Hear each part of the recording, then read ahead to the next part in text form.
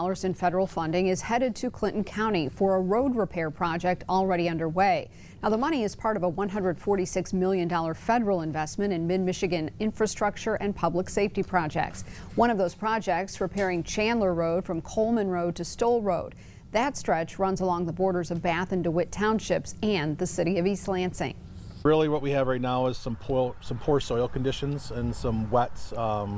We got some mucky areas that we've discovered through some geotechnical analysis. So got to get some design done to figure out how to best stabilize those soils and keep it from continuing to do that. The next phase of the project is expected to start as early as spring of 2028. Last year,